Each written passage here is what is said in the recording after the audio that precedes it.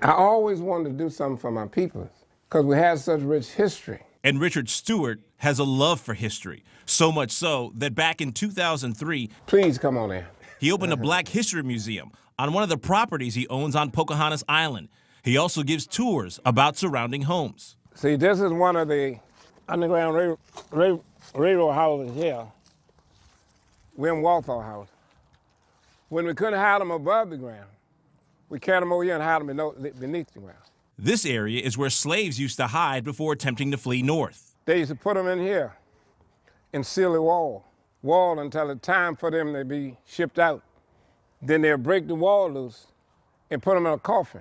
Inside his home, you'll find so many pictures, more than you can soak up, as well as artifacts. These are actually slave shackles here. That's slaves on the Appomattox River wall. These slave shackles. Items hundreds of years old, worth thousands of dollars, that this preservationist was able to buy, collect, and even gifted in 6 months. White friends, black friends, and different people have helped me to make sure I got these things, unusual things.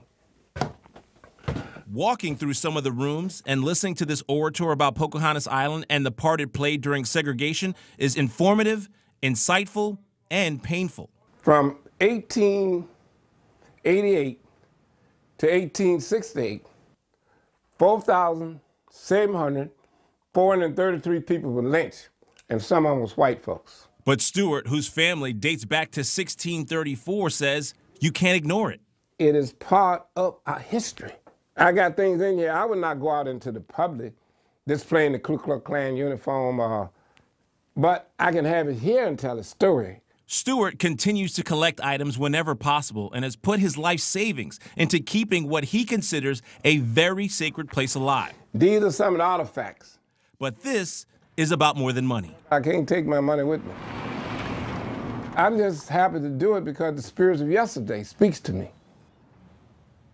Stewart also keeps his museum operational through donations at the door prior to a tour. Now, if you would like more information, just go to his website, PocahontasIslandMuseum.com, and you can also call this number that you see right here on the screen. That's 804-861-8889.